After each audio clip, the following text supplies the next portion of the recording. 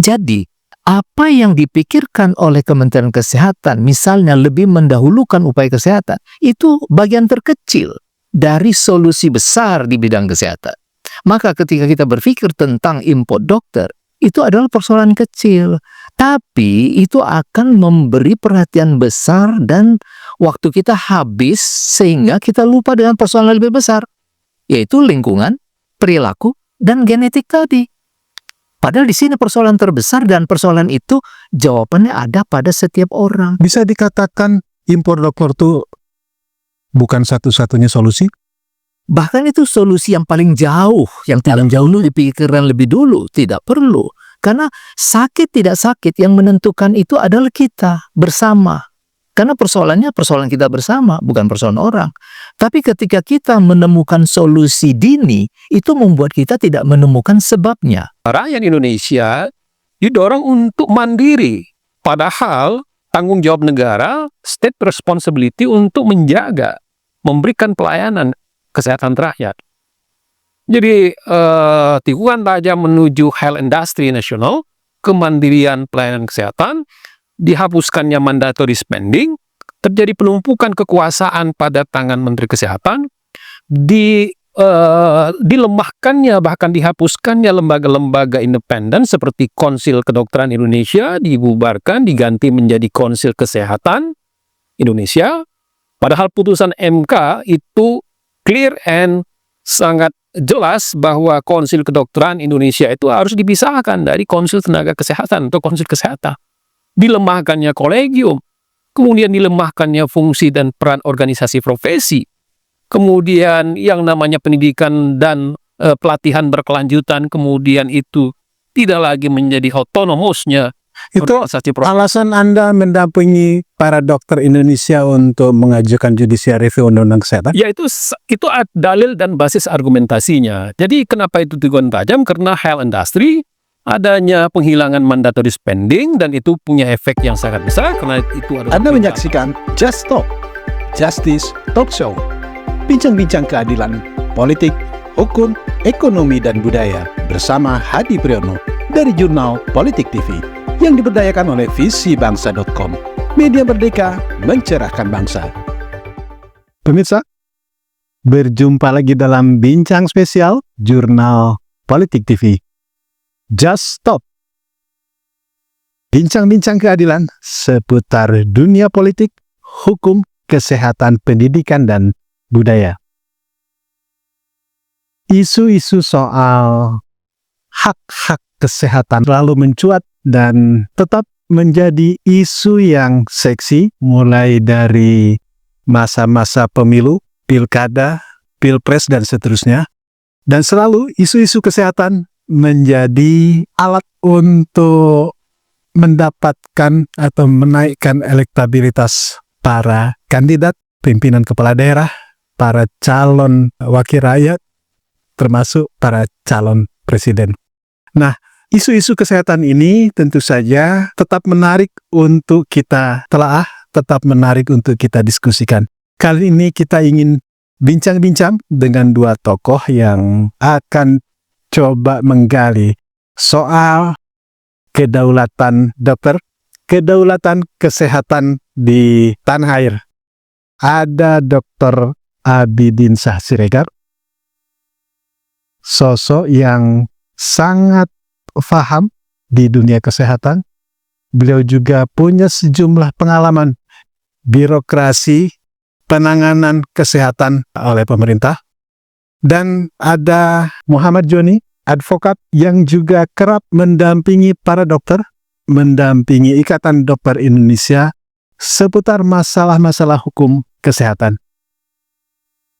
Dr. Abidin, kita selalu dapat cerita soal kesehatan, soal tuntutan masyarakat, tapi belakangan ada yang menarik, isu soal impor dokter. Nah, ini isu yang menarik. Kalau berdasarkan pengalaman Dr. Abidin, soal isu dokter impor itu sebenarnya gimana? Ya, jadi kalau sudah muncul satu solusi atas sebuah peristiwa, berarti sudah ada sesuatu yang menggelisahkan. Ya, Jadi kalau sudah ada rencana mendatangkan dokter, itu berarti ada kekhawatiran dikarenakan banyaknya penyakit yang sudah tak dapat ditanggulangi. Ya. Tapi kita lihat dulu akar masalahnya apa? Mengapa muncul penyakit yang tak dapat ditanggulangi sehingga solusinya adalah import dokter? Ya kan? Kita tahu bahwa kalau belajar dari ilmu dasar kedokteran, ya, kalau kita benar-benar memahami tentang kedokteran, itu kiblatnya salah satu adalah temuan yang pernah dikemukakan oleh Hendrik Bloom, seorang public health dari Inggris yang populer di tahun 1974, yang membuat sebuah status kesehatan. Ya. Status kesehatan itu dipengaruhi oleh 4 determinan. Mulai dari yang terbesar itu adalah lingkungan, environment, kemudian yang kedua terbesar adalah perilaku, ketiga terbesar adalah genetik, turunan, yang keempat adalah upaya kesehatan. Artinya, ada 4 constraint, penyebab, determinan yang bisa mempengaruhi status kesehatan seseorang. Yang terbesar saya sebutkan tadi adalah lingkungan, itu sekitar 50%. Ini kita nggak bisa atur. Ya.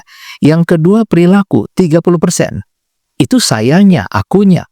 Sampai sejauh mana saya mengerti untuk menjaga diri saya tetap sehat dan lingkungan saya juga bisa ikut sehat. Sementara sisanya 2 ada 20%. Keturunan. Ya kalau memang orang tuanya diabetes, dia akan mendapat faktor risiko. Sekali lagi, faktor risiko bukan berarti penyakitnya turun, tapi faktor risikonya turun. Kalau dia bisa mengenal lebih dini dan menjaga, nggak jadi itu diabetesnya atau penyakit apapun dari orang tuanya. Yang keempat adalah upaya kesehatan. Jadi, apa yang dipikirkan oleh Kementerian Kesehatan, misalnya lebih mendahulukan upaya kesehatan, itu bagian terkecil dari solusi besar di bidang kesehatan. Maka ketika kita berpikir tentang import dokter, itu adalah persoalan kecil. Tapi itu akan memberi perhatian besar dan waktu kita habis sehingga kita lupa dengan persoalan lebih besar. Yaitu lingkungan, perilaku, dan genetik tadi. Padahal di sini persoalan terbesar dan persoalan itu jawabannya ada pada setiap orang. Bisa dikatakan impor dokter itu bukan satu-satunya solusi? Bahkan itu solusi yang paling jauh, yang paling jauh dipikirkan lebih dulu, tidak perlu. Karena sakit tidak sakit yang menentukan itu adalah kita bersama. Karena persoalannya persoalan kita bersama, bukan persoalan orang. Tapi ketika kita menemukan solusi dini, itu membuat kita tidak menemukan sebabnya. Dan kita nggak ikut menjadi partisipan untuk mengatasi masalah kesehatan. Kita hanya jadi penerima. Lah kalau penerima, pertanyaan berikut setelah itu, nanti dari mana biayanya? Bagaimana fasilitasnya? Kita akan sangat sibuk dengan urusan yang seperti itu dan tidak akan bisa menyelesaikan masalah. Itu jalan buntu. Yang sebaiknya Ya, dilakukan oleh pemerintah dalam hal ini Kementerian Kesehatan. ya. Sebenarnya apa sih, Dok? Itu sudah menjadi sebuah kebijakan dunia ya. Sejak 1948 dengan adanya kesepakatan dunia tentang sehat bersama ya, health for all, kemudian mendulukan pendekatan promotif preventif, dan itu terus sampai sekarang. Bahkan kemarin kalau kita baca berita yang diterbitkan dikutip oleh koran-koran di Indonesia maupun media sosial, bahwa tanggal 14 Desember kemarin WHO itu menyatakan bahwa telah terjadi peningkatan misalnya diabetes di dunia 4 kali lipat. Karena itu kami mengingatkan seluruh dunia untuk memperbaiki perilaku kesehatan masyarakat. Bukan pengadaan dokter, perilaku. Lah kalau perilaku itu mindset. Kalau begitu yang perlu adalah promotor-promotor kesehatan. Bicara, mengajak. Ya kita tahu di Indonesia, karena saya juga adalah orang dalam begitu ya. Misalnya seperti program pokok puskesmas itu nomor 1 itu adalah promosi kesehatan. Pertanyaannya, sebesar apa fungsi nomor 1 itu dijalankan? Pertanyaan berikutnya nanti, siapa yang melakukannya? Kalau misalnya gizi, ada sekolah gizi. Kalau perawat, ada sekolah perawat. Kalau kebidanan, ada sekolah bidan. Ya, setiap jenis kegiatan itu ada sekolahnya. Promosi kesehatan mana sekolahnya? Siapa orangnya? Ini naifnya di situ. Kita nggak punya sekolah promosi kesehatan dan tidak ada tenaga yang terlatih melakukan promosi kesehatan. Pertanyaannya, bisa mengubah apa? Jadi jangan heran kita kalau hari ini, mohon maaf ini ya, dibandingkan dengan masa lalu, puskesmas hari ini tuh lebih banyak bekerja dalam kandang. Kenapa? Mulai dari jam 6 pagi sudah ditungguin pasien, sampai jam 6 sore belum selesai. Akhirnya tidak melakukan fungsi yang namanya home visit, kunjungan ke rumah, promosi kesehatan, perbaikan lingkungan hidup, sanitasi, nggak diperhatikan lagi. Maka meledaklah penyakit menular. Malaria muncul, demam berdarah muncul, mutamencer muncul, yang dulu sudah berhasil kita tenangkan. Nah, itu satu tanda bahwa kita melupakan bagian paling basic yang memberikan hasil yang terbesar. Dok, kita mau konfirmasi dulu nih ke ahli konstitusi kita. Karena ini menyangkut soal hak rakyat, hak untuk mendapatkan layanan kesehatan, hak untuk hidup sehat. Bang Joni, kita mendengar paparan dari Dr. Abidin Sasriat tercengang. Ternyata urusan dokter itu urusan nomor kesekian, apalagi impor dokter nomor sekian. Tapi bahkan nyaris pemerintah abai untuk promosi kesehatan misalnya dicontohkan oleh Dr. Abidin. Anda melihat apakah ini sejalan kebijakan pemerintah ini dengan perintah konstitusi menyangkut kesehatan? Ya, konstitusi kita itu kan konstitusi yang paling progresif atas layanan kesehatan. Itu ada eksplisit di pasal 28H ayat 1. Dan tidak boleh dilupa bahwa hak atas layanan kesehatan itu adalah berhampiran dengan hak atas hidup, right to life, yang merupakan supreme right, yang tidak boleh dikurangi, walaupun cuma sedikit. Dan ini yang saya lihat ada manuver yang merupakan tikungan tajam yang berbahaya. Contoh, kalau kita lihat di dalam Undang-Undang Kesehatan nomor 17 tahun 2023, di dalam konsiderannya, dan ini yang hemat saya adalah tikungan tajam itu, ingin melakukan apa yang disebut dengan industri kesehatan nasional. Ingin melakukan apa yang disebut dengan kemandirian pelayanan kesehatan. Jadi ada perubahan dari healthcare menjadi health industry. Dan itu yang kemudian muncul sebagai adanya pasal tentang penyediaan dokter dari luar negeri warga negara asing. Walaupun itu sebenarnya bukan solusi yang pertama dan utama dari analisis belum yang dilakukan oleh banyak para pengambil kebijakan dan juga para pakar dalam bidang kesehatan itu. Dan ini yang berbahaya.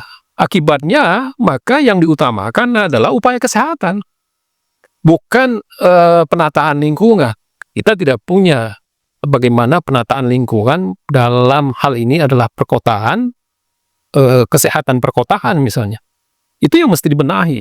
Kalau undang-undang kesehatan mulai mengarah pada yang Anda sebut tikungan tajam yang berbahaya ini, ya kan, dari healthcare ke health industry, ya kan, itu bunyi di dalam konsideran. Kemudian dihilangkannya mandatory spending untuk pelayanan kesehatan bagi rakyat, dan itu adalah healthcare. semua itu bertentangan dengan konstitusi kita. Oh tentu dong, karena kan jadi nantinya upaya kesehatan yang dikualifikasi sebagai pelayanan services yang itu bertendensi kepada komersial. Dan karena itulah ada yang namanya konsiderasi untuk kemandirian. Jadi masyarakat, rakyat Indonesia didorong untuk mandiri. Padahal tanggung jawab negara, state responsibility untuk menjaga, memberikan pelayanan kesehatan rakyat. Jadi tikungan tajam menuju health industry nasional, kemandirian pelayanan kesehatan, dihapuskannya mandatory spending, terjadi penumpukan kekuasaan pada tangan Menteri Kesehatan, dilemahkannya bahkan dihapuskannya lembaga-lembaga independen seperti Konsil Kedokteran Indonesia, dibubarkan, diganti menjadi Konsil Kesehatan Indonesia, padahal putusan MK itu clear and sangat jelas bahwa Konsil Kedokteran Indonesia itu harus dipisahkan dari Konsil Tenaga Kesehatan atau Konsil Kesehatan. Dilemahkannya kolegium, kemudian dilemahkannya fungsi dan peran organisasi profesi, kemudian yang namanya pendidikan dan pelatihan berkelanjutan, kemudian itu tidak lagi menjadi otonomusnya Itu organisasi profesi. alasan Anda mendampingi para dokter Indonesia untuk mengajukan judicial review Undang-Undang Kesehatan? Ya itu dalil dan basis argumentasinya. Jadi kenapa itu teguhan tajam? Karena health industry adanya penghilangan mandatory spending dan itu punya efek yang sangat besar karena itu adalah perintah TAP MPR, kemudian itu adalah perintah dari instrumen internasional, kemudian pemusatan kekuasaan pada tangan Menteri Kesehatan. Bagaimana kolegium, bagaimana konsil yang dibentuk oleh pemerintah itu dengan PP 28 tahun 2024 kebijakannya harus disesuaikan dengan kebijakan pemerintah, dengan kebijakan Menteri Kesehatan. Itu pasal 707 untuk kolegium, 696 untuk konsil. Kemudian dibentuk dari kalangan yang tidak berasal dari kalangan kolegium itu sendiri. Dan kolegium yang ada sekarang ini dihilangkan, dicabut eksistensinya, terjadi genocide terhadap kolegium. 38 kolegium kedokteran yang ada di kita itu tidak diakui dengan pasal 451 Undang-Undang Kesehatan. Agar apa? Agar mereka bisa leluasa untuk mengendalikan kebijakan kesehatan, wabil khusus tentang kebijakan kesehatan yang evidence based. Ini yang kemudian membuat kita khawatir karena ini akan menuai resiko bagi mutu dan kompetensi pelayanan yang harus berbasis kepada ilmu, bukan berbasis kepada apa maunya pemerintah. Di sisi lain, ketika begitu bersemangat untuk kepada upaya kesehatan, 9 dari 10 indikator rencana pembangunan jangka panjang nasional itu tercapai. Target bidang kesehatan itu tidak tercapai. Kalau dalam analisa berdasarkan outcomes apa yang ingin dicapai? Mengapa stunting masih tinggi? Mengapa angka kematian ibu misalnya? Mengapa indikator-indikator yang lain, prevalensi merokok bagi anak itu masih tinggi? Kalau memang Kementerian Kesehatan pro kepada pelayanan kesehatan, perlindungan anak dan remaja dari adiksi rokok, segera dong FCTC diratifikasi, diaksesi. Ini tidak dilakukan. Dan kemudian melakukan ikhtiar optimalisasi kepada upaya kesehatan. Dan ini yang kemudian terjadi apa yang disebut dengan menjadikan itu bagian daripada industrialisasi yang bunyi di dalam konsideran Undang-Undang Kesehatan. Ini yang harus kita kembalikan kepada hitohnya, karena pelayanan kesehatan itu adalah state responsibility, bukan market driven. Saya mau komen hari ini Bu Hadi ya soal mandatory spending itu ya, karena saya pernah beberapa kali jadi kepala dinas kesehatan di daerah ya, dan pernah di Kementerian Kesehatan. Itu mandatory itu adalah mandat yang diberikan oleh TAP MPR. Jadi kedudukannya itu adalah one step up dari undang-undang ya, dan satu step di bawah undang-undang dasar. Jadi itu berkekuatan hukum yang sangat luar biasa. Namanya ketetapan MPR yang ditetapkan oleh MPR merupakan representasi kehendak seluruh rakyat Indonesia, di mana APBN 5% itu minimal harus disediakan untuk kepentingan program kesehatan nasional. Jadi itu jatahnya Kementerian Kesehatan. Itu angka minimal. Sementara di provinsi kabupaten kota itu harus tersedia 10% minimal. 10%. 10% dari APBD itu besar kalau di daerah. Tapi ketika itu ditiadakan seperti dikatakan Bung Joni dalam Undang-Undang 17, pertanyaannya menjadi berapa? Itu sangat rawan karena kepentingan politik keuangan di daerah itu sangat hebat. Bisa diabaikan itu kesehatan. Nah, tapi kalau dia tersedia 10%, maka pemerintah sudah gampang mensimponikan keinginan-keinginan dari pencapaian-pencapaian tujuan pembangunan kesehatan. Satu contoh misalnya paling sederhana. Mengapa upaya penurunan stunting yang ditargetkan dari angka 21,6 pada akhir tahun 22 menuju 14% nanti di akhir tahun 24. Berarti sekitar angka 7 ya. Berarti setahun itu mesti turun 3,5%. Tahun 23 3,5%, tahun ini 3,5%, sehingga kita bisa dapat 14%. Tapi mengapa berhentinya dari 21,6 hanya bisa menjadi 21,5? Cuma dapat 0,1. Dengan menghabiskan uang lebih dari 30 triliun, dikerjakan oleh 17 kementerian lembaga, dan dikerjakan bersama seluruh pemerintah daerah kabupaten kota. Coba. Kok coba 0,1? Ada apa? Apa uangnya nggak cukup? Atau mesin di bawah tidak bekerja? Karena tidak punya uang, karena tidak ada tadi mandatory spending itu. Ini kan mesti dievaluasi dengan serius, nggak bisa main-main. Itu baru satu jenis persoalan. Walaupun persoalan ini adalah persoalan yang sangat berbahaya, karena dia akan berujung pada lost generation. Nggak bisa apa-apa, sekolah nggak bisa, kerja nggak bisa. Dia akan menjadi manusia tak berguna. Dan itu di depan mata kita. Nanti di tahun 45, mereka sudah dewasa, dan kita akan lihat mereka di mana-mana. Keluyuran, nggak bisa apa-apa. Apa itu namanya Indonesia emas, atau yang dikatakan orang menjadi Indonesia cemas? Ini harus diwaspadai oleh siapapun.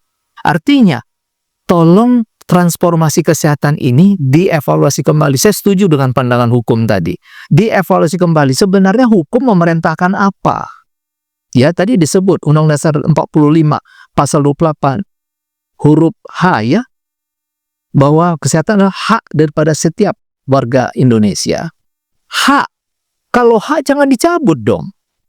Justru pemerintah berkewajiban. Dan kewajibannya nggak boleh digeser kepada yang tadi kesehatan masyarakat menjadi kesehatan industri.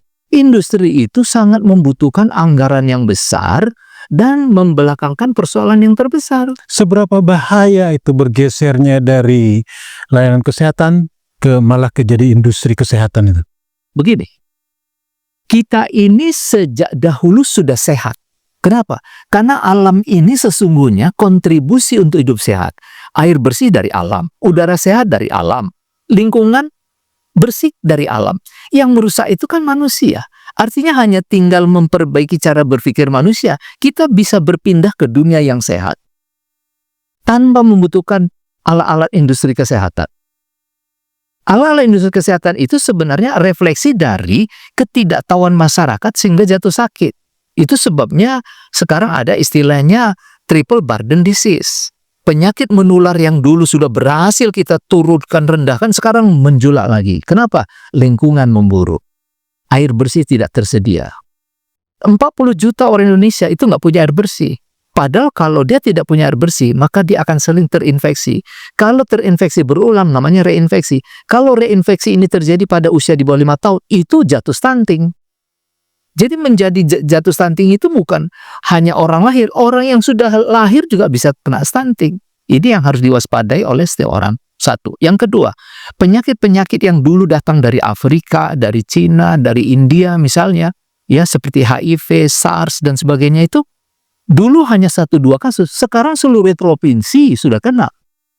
Dan itu ditambah lagi dengan maraknya narkoba, sehingga ini bersinergi menyebabkan angka kematian yang tinggi pada orang-orang muda produktif yang punya kecerdasan dan punya uang.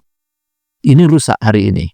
Dan yang ketiga, penyakit tidak menular. Itu karena perbuatan sendiri. Perbuatan sendiri. Mulai dari sakit jantung, cancer, kemudian apalagi diabetes, ginjal, ya, dan sebagainya, ya. Itu semua dikarenakan ketidaktahuan. Jadi persoalan kita adalah bagaimana membuat tahu, bukan bagaimana membuat alat. Pilihannya ada di situ. Mana yang mau kita dulukan? Negara kita ini butuh uang untuk bagaimana memastikan semua orang sejahtera. Dan yang namanya mandatory spending itu adalah jembatan menuju welfare state. Bukan hanya sekedar health state. Bukan hanya negara sehat, tapi negara sejahtera. Itu dia gunanya ini. Sehat itu jembatan menuju sejahtera. Tapi kalau sehat saja masih kita persoalkan, pertanyaannya kapan kita menuju sejahtera? Itu makanya tadi dipersoalkan. Kita ini masih bermain di implementasi dan berhenti di input. belum berpikir ke outcome apalagi benefit. Harusnya seperti itu. Jadi energi yang ada, anggaran yang besar, kalaupun ada pinjaman, itu jangan dipakai untuk barang yang kemudian bisa rusak. Industri itu kan bisa rusak, manusia tidak. Karena itu bagaimana kita berinvestasi kepada manusianya? Caranya bagaimana? Cerdaskan. Dan itu adalah komitmen proklamasi kita, Pak. Mencerdaskan kehidupan bangsa. Itu aja dulu. Penjelasan Mencerdaskan. Dr. Abidin ini, Bang Joni, sangat mengerikan ini. Apalagi terkait dengan lost generation. Ya, terus di Indonesia. Ini waktu kan sangat pendek. Katakanlah satu periode pemerintahan itu kan hanya 5 tahun. 5 kali 360. Dok, kalau tidak ada langkah-langkah yang signifikan, apalagi undang-undang ini mulai disoroti oleh teman-teman ini, oleh Bang Joni tadi, gitu. Ini kan sangat berbahaya. Bisa kita bayangkan kalau menterinya tidak kreatif, tidak cerdik, apalagi undang-undangnya juga seperti dijelaskan Bang Joni tadi, kesimpulannya kan kita akan lost. Ya. Nah, supaya tidak lost pemerintah Prabowo ini apa langkah kira-kira? Ya. Ini kan perlu kecerdasan ini. Apa yang sedang terjadi sekarang ini adalah menjadi sebuah tantangan bagi pemerintahan baru ya, karena ini adalah masih bagian dari produk pemerintahan lama. Di sini kita perlu berpikir revolusioner ya, dalam artian menegakkan kembali apa saja kebijakan itu dengan berdasarkan kepada konstitusi dan perintah-perintah konstitusi kita. Kalau kita nggak taat kepada apa yang pernah dinyatakan oleh para founding fathers kita akan sesat ini di jalan. Akan sesat. Apa yang mereka tuliskan di dalam dokumen-dokumen kemerdekaan kita itu sangat luar biasa, indah sekali. Saya kalau baca ulang itu, Masya Allah, saya bayangkan cerdasnya mereka. Tapi kecerdasan mereka itu didukung oleh murninya mereka berpikir untuk kita semua. Beda dengan kita hari ini kan. Kita berpikir untuk keluarga kita. Kan beda kan. Kalau mereka dulu berpikir untuk seluruh bangsa Indonesia. Dari Sabang sampai Merauke. Gitu. Nah sekarang ini kita berpikir lebih pendek. Lebih mencemaskan diri sendiri kan gitu. Nah, bagaimana kita bisa membangun kembali semangat kebangsaan, rasa kebersamaan, nasionalisme itu dengan menjadikan apa saja produk itu adalah kepentingan bersama. Artinya akuntabilitas itu harus nyata, terbuka ya. Tata kelola pemerintahan yang baik dan benar itu benar-benar dilaksanakan. Kemudian tidak ada sesuatu apapun para stakeholder di negeri ini. Pemerintah itu kan hanya manajer. Tetapi apa yang mau dilayaninya kan seluruh masyarakat. Masyarakat itu kan mesti ditanya maunya apa. Mari kita buat bersama. Kan begitu. Bukan saya mau, kemudian kalau Anda yang nggak mau, ya Anda kalau nggak mau sana. Ya nggak begitu dong. Ya kan? Saya percaya Presiden Prabowo bukan orang seperti itu. Karena dia mengerti betul. Tetapi untuk memperbaiki pola pikir yang lama, ini perlu dievaluasi. Dievaluasi. Supaya jalannya waktu yang Bung Hadi katakan pendek 5 tahun itu betul-betul efektif. Katakanlah 1 tahun ini evaluasi dulu nih. Sebelum pesawat baru ini berangkat. Periksa ulang kembali. Seperti apa? Oke, orangnya sudah. Ya kan? Bahkan sudah di training di mana? Magelang ya, di mana ya? Nah, sekarang mesinnya bagaimana nih? Kantor-kantor ini, pola pikirnya bagaimana? Sistem kerjanya bagaimana? Rencana kerjanya bagaimana? Periksa ulang. Connect nggak dengan keinginan yang mau dicapai 5 tahun yang akan datang? Kalau tidak, selesaikan dulu, perbaiki dulu.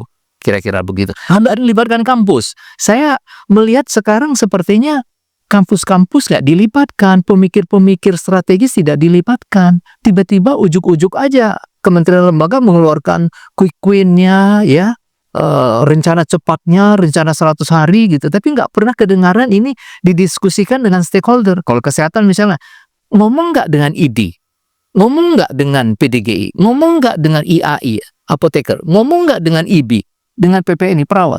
Justru yang kedengaran ini dijauhi. Loh, kalau dijauhi nanti di lapangannya bagaimana mengelolanya? Akhirnya dipaksakanlah yang tadi disebut, buat kolegium dengan versi sendiri. Nah, kolegium itu kan pengampu ilmu. Kok ilmu yang ngurusi Kementerian Kesehatan? Itu kan urusan Menteri Pendidikan. Nanti jalannya ilmu bagaimana? Apa mau menyesuaikan dengan kepentingan pengguna ilmu?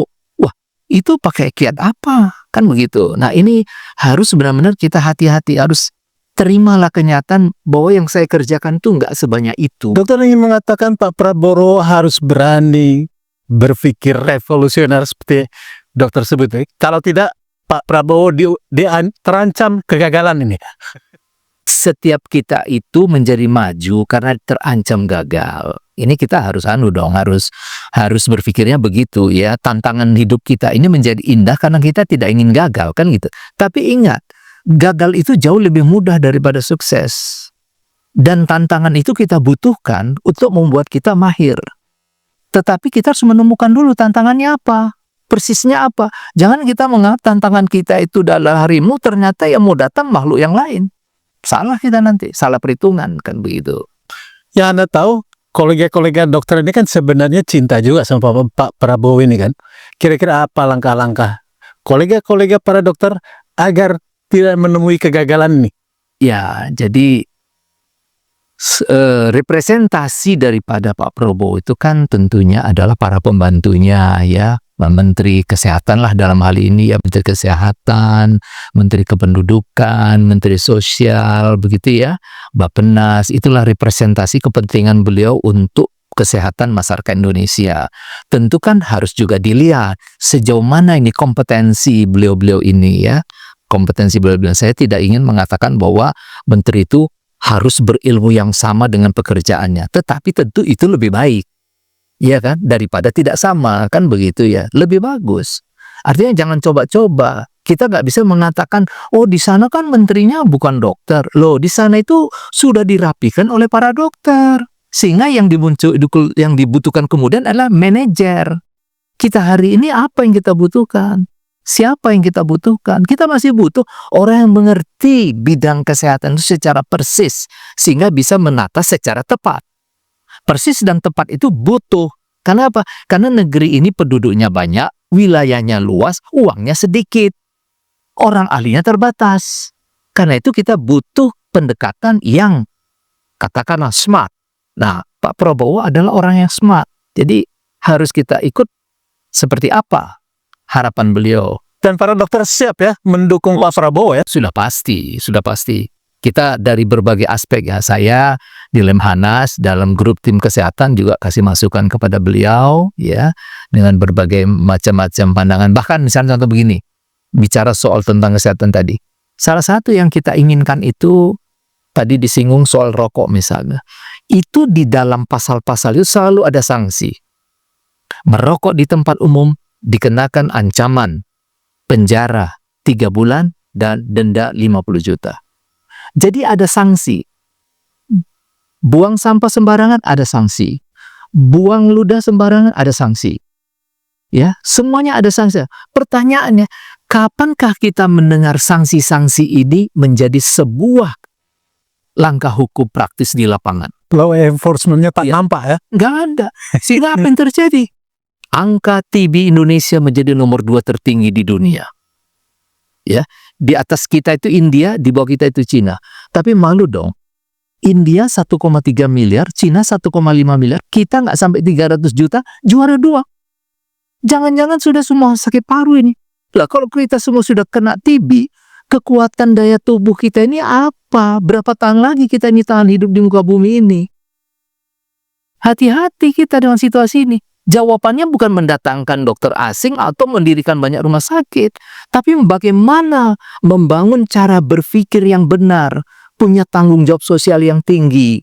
Tentu dengan membentuk, misalnya kalau analisa kami di Lemhanas itu, kalau tadi saya mengatakan bagaimana kalau kita mencetak gendarmeri seperti tentara sosial yang ada di Prancis dan beberapa negara, yang cukup berdiri begini aja orang sudah ketakutan. Di Arab Saudi juga cukup begini, orang udah ketakutan. Di sini di mana polisi nggak peduli dah. Karena petugas itu pun ngaco juga kan begitu. Nah, kalau tidak, kita nggak mampu membangun sistem begitu, paling tidak kita berdayakan Babinsa dan Babin Kamtipnas yang ada di tiap desa kecamatan kelurahan itu berkewenangan itu melihat anak-anak yang dikhawatirkan Bung Joni tadi masih usia muda. Di kotak rokok itu kan ditulis plus 18. Artinya di bawah 18 nggak boleh dong. Sudah, begitu dia pegang rokok, mana KTP? Ancam 3 bulan penjara. Selesai, Indonesia akan sehat. Begitu Bung Adi. Begini, ini terakhir ini menarik soal law enforcement, ya kan? Yang kedua soal keberanian pemimpin kita, Presiden Prabowo, untuk berani berpikir revolusioner untuk kembali ke amanat konstitusi. Komentar Anda seperti apa? Ya, sudah revolusioner ketika Presiden mengatakan, ayo kita kolaborasi. Itu sudah revolusioner tuh ya? Oh, revolusioner untuk kondisi kita yang sekarang ini yang ya perlu kolaborasi. Karena itu perlu mesin bersama. Ketika Menteri Agama dan Wakil Menteri Agama datang ke kantor MUI, dia rangkul MUI. Menteri Kesehatan datang nggak ke ID, ke PDGI? Mestinya Menkes ke ID ya? Oh, itu kan stakeholder utama. Dan itu Menkes yang bilang ketika pembahasan RUU Kesehatan. Menkes yang baru ini belum kita dengar merangkul. Ya bisa dilihat.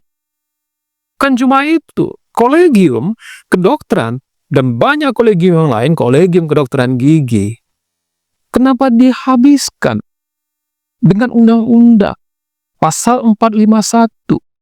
Kolegium tidak diakui, genocide kolegium, padahal dia adalah pengampu ilmu, cabang ilmu, dan bekerja sebagai pahlawan tanpa tanda jasa, membiayai dirinya sendiri. Sepatutnya negeri ini, negara ini memberikan tanda jasa kepada mereka. Mereka yang mencetak kurikulum sampai penyelenggaraan pendidikan, ya, ahli spesialisasi. Sampai mereka akhirnya bisa menurunkan ilmunya. Kita cemburu kepada dokter, karena dokter ini punya satu nature yang mulia.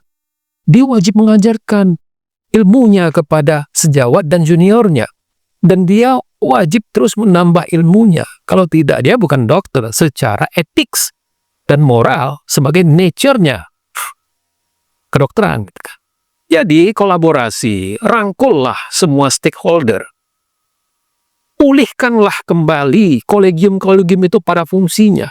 Konsil Kedokteran Indonesia yang menurut putusan MK nomor 82 tahun 2015 itu harus stand alone, berdiri sendiri, tidak digabungkan dengan konsil yang lain, kembalikan. Karena itu putusan MK. Mengapa kita tidak manut kepada putusan MK yang notabene penjaga supremasi? Dan konsil itu, dia memberikan STR atas nama negara. Bukan konsil memberikan STR atas nama Menteri Kesehatan seperti dalam undang-undang kita yang sekarang. Makanya ini harus dipulihkan, dilakukan kolaborasi, itu yang pertama. Yang kedua, direkonsiliasi kembali kekuatan-kekuatan yang ada. Mari lihat fenomena kebijakan politik yang revolusioner dari Presiden Prabowo ketika dia akan membuat kebijakan memberikan amnesti. Itu kan sebenarnya signal yang ceto welo-welo bahwa kita berkolaborasi, merangkul. Dalam dunia kesehatan itu harus dilakukan. Rangkullah organisasi profesi itu. Jangan dibuat mereka terdelegitimasi. Kukuhkan kembali konsil Kedokteran Indonesia, kolegium yang banyak itu, majelis disiplin profesi, Biar mereka independen. biarkan mereka mandiri. independen. Karena di seluruh dunia, konsil itu independen. Kolegium itu independen. Yang namanya H2O tetap air, nggak bisa dibuat H3O oleh kebijakan. Jadi, kolaborasi, direkonsiliasi semua kekuatan yang ada, dan pulihkan arah ini. Dari tikungan berbahaya yang namanya health industry. Upayanya bukan melulu hanya investasi pada upaya kesehatan. mencerdaskan kehidupan bangsa, memajukan kesejahteraan umum, bukan belanja alat kesehatan. Karena itu, berisiko dan rawan menurut saya. Jadi kembalikan kepada garisnya. Yang tidak boleh dilupa adalah bahwa yang namanya pelayanan kesehatan itu adalah kan hak asasi manusia. Dia adalah hak ekonomi dan sosial budaya, ecosop right. Dan dalam hal ecosop right, termasuk atas pelayanan kesehatan, itu negara harus hadir dengan dua karakteristik, yaitu full realization dan dia harus dengan langkah upaya yang maksimum. Jadi tidak boleh tidak hadir, apalagi ingin bergeser dari tanggung jawab negara menjadi health industry, dari tanggung jawab negara menjadi kemandirian rakyat. Syukurlah mereka bisa mandiri, karena kemandirian itu adalah bagian daripada sumbangannya kepada tanggung jawab negara. Dan karena itu hemat saya, pelayanan kesehatan itu nggak boleh kena pajak. Alat-alat kesehatan itu ya harus dibebaskan masuk tanpa kena pajak barang mewah. Dan itu sumbangannya akan signifikan. Tinggal ditata lagi lah, bagaimana pelayanan ini tetap dalam koridor state responsibility, bukan health industry. Poin ini yang harus kita kembalikan dengan kolaborasi, dengan rekonsiliasi, kekuatan-kekuatan sumber daya yang ada di kolegium, ada di konsil, ada pada organisasi profesi, tenaga medis dan tenaga kesehatan yang paling bisa diandalkan, termasuk dalam keadaan extraordinary pandemi misalnya. Pasal 28H ayat 1 tentang pelayanan kesehatan itu tidak bisa dilaksanakan, terpenuhi kalau bukan tenaga medis dan tenaga kesehatan di garda terdepan. Bukan lawyer. Lawyer nggak bisa melakukan tugas. Ketika ada pesawat terbang, ada yang sakit, pilot mengumumkan, apakah ada dokter di sini? Karena ada penumpang yang sakit. Bukan ditanya, apakah ada lawyer di sini? Apakah ada Pak Lurah atau Pak Camat di sini? Enggak. Yang bisa melaksanakan mandatori pasal 28 ayat 1 mandat konstitusi itu tenaga medis dan tenaga kesehatan. Karena itu hemat saya sebenarnya nggak cocok pakai istilah tenaga medis, tenaga kesehatan. Dia adalah aparatur negara, pemenuhan terhadap hak kesehatan rakyat. Kesehatan rakyat mandatori negara. Dan dokter, tenaga medis, tenaga kesehatan adalah garda terdepan. Karena itu yang namanya tenaga medis, tenaga kesehatan, organisasi profesi harus disayang. Bukan sebaliknya. Baik, Bang Joni, terima kasih. Mudah-mudahan kita tunggu saja langkah Pak Prabowo, Presiden Republik Indonesia, apakah bisa mengeluarkan kebijakan-kebijakan yang revolusioner untuk mengembalikan layanan kesehatan negara sesuai dengan amanat konstitusi. Sekali lagi, terima kasih Dr. Abidin. Terima kasih, Bang Joni, mudah-mudahan Indonesia ini tetap sehat semuanya, dari presiden sampai rakyatnya. Harus, karena ada adagium, health is not everything, but without health, everything is nothing. Oke, luar biasa. Pemirsa, nantikan telah menarik lainnya hanya di Jurnal Politik TV yang diperdayakan oleh visibangsa.com, media merdeka mencerahkan bangsa. Billahi taufiq wal hidayah. Wassalamualaikum warahmatullahi wabarakatuh. Merdeka! Merdeka! Anda menyaksikan Just Talk, Justice Talk Show. Bincang-bincang keadilan, politik, hukum, ekonomi, dan budaya bersama Hadi Priyono dari Jurnal Politik TV yang diberdayakan oleh visibangsa.com. Media merdeka mencerahkan bangsa.